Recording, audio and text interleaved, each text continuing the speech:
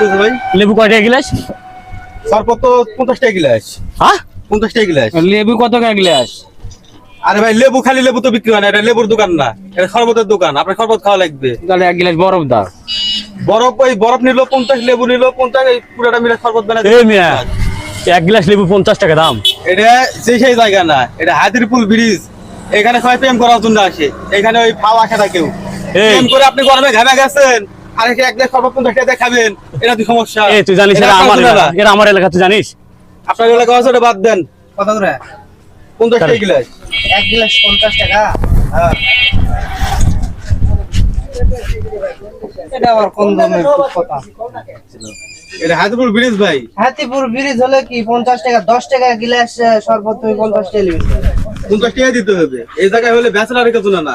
বিকেলবেলা দেখেন যে প্রেম করে খুব সিরিয়াস হয়ে একটা চুলাই চুলাই, তখন দেখবেন যে 50 টাকা গ্লাস 100 টাকা গ্লাস বিক্রি হবে। এটা কথা কলো সারাদিন বেশি